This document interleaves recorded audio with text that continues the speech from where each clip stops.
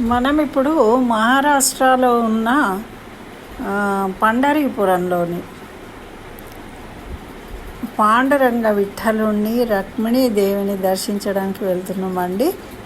ఇది మహారాష్ట్రలో షోలాపూర్ జిల్లాలో ఉంది ఈ పండరీపురం అనేది. అయితే ఈ దేవాలయము చంద్రభాగా నది ఒడ్డున ఉంటుంది. అసలు చంద్రభాగా నది అనేది నది పేరు కాదు, ఇక్కడ భీమా నది ప్రవహిస్తుందండి. అయితే ఈ భీమా నది ఏ విధంగా ఉంటుంది అంటే చంద్రవంకలాగా తిరిగి ఉంటుందన్నమాట. అంటే అక్కడ విష్ణు పాదాలు ఉంటాయి.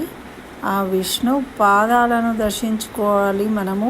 ఆ చంద్రభాగా నదిలో పడవలో వెళ్ళి విష్ణు పాదాలను దర్శించుకోవచ్చు అన్నమాట. మధ్యలో ఉంటుంది అది.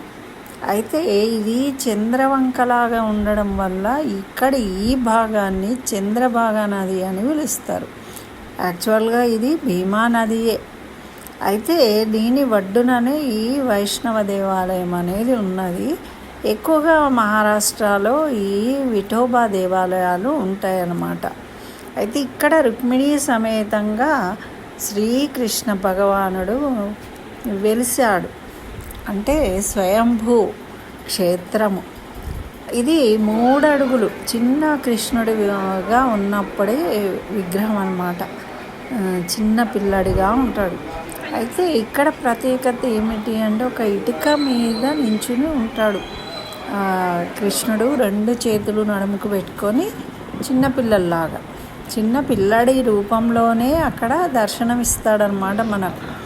ఎందుకు అంటే దీనికి ఒక కథ ఉంది. పుండలీకుడు అనే భక్తుడు ఉంటాడు. ఆయన తల్లిదండ్రిని సేవిస్తూ ఉంటాడనమాట. అయితే తల్లిదండ్రిని సేవించే విధానంలో ఒకరోజు ఈ పాండురంగడికి తన భక్తుడిని పరీక్షించాలని కోరిక కలుగుతుంది. అప్పుడు ఈయన వెళ్ళి పిలుస్తాడనమాట ఆ పుండలీకుడిని రమ్మని. అయితే తల్లిదండ్రికి సేవ చేస్తూ ఉంటాడు. వాళ్ళు నిద్రిస్తూ ఉన్నారు. ఈ టైంలో నేను వచ్చేస్తే వాళ్ళకి నిద్రాభంగం కలుగుతుందని కాసేపు ఉండు, నేను రావడానికి టైం పడుతుందని చెప్తాడట. చెప్పి అప్పుడు తన దగ్గర ఉన్న ఒక ఇటుకను అటు వేసి అక్కడ నించొమ్మంటాడు. అయితే అప్పుడు ఈ పాండురంగడు చిన్న బాలుడి రూపంలో ఆ ఇటుక మీద నించుని ఉంటాడు.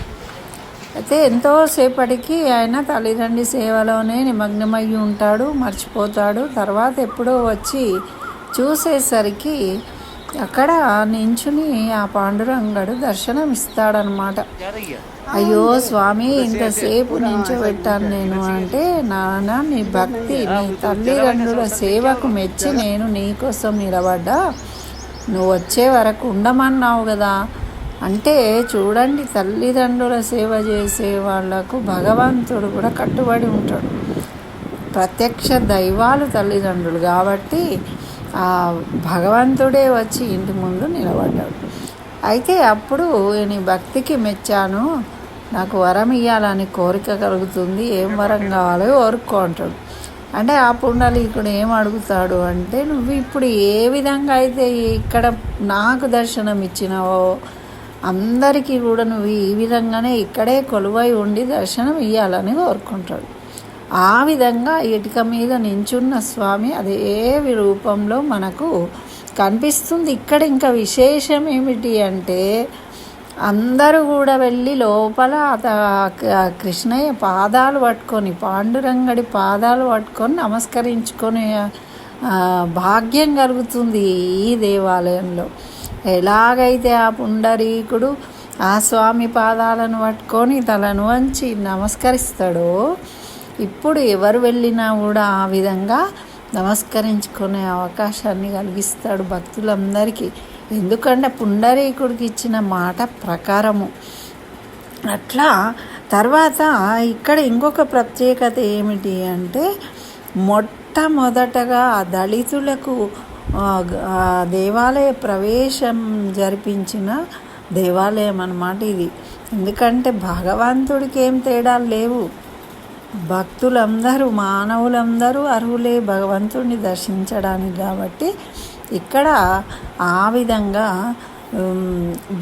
కులమత భేదాలు లేకుండా దళితులు అని లేకుండా ఆలయానికి ప్రవేశింపజేస్తుందన్నమాట. మొట్టమొదటగా అన్ని ప్రత్యేకతలు ఉన్నాయండి. అదేవిధంగా ఇక్కడ ఇంకా విశేషం ఏమిటి అంటే ప్రతి తొలి ఏకాదశి ఉంటుంది కదా, ఆషాఢ ఏకాదశి, కార్తీక ఏకాదశి. అంటే తొలి ఏకాదశి, శయన ఏకాదశి అంటే 4 చాతుర్మాసాలు ఉంటాయి కదా. ఆ తొలి ఏకాదశి మళ్ళీ ఉత్థాన ఏకాదశి.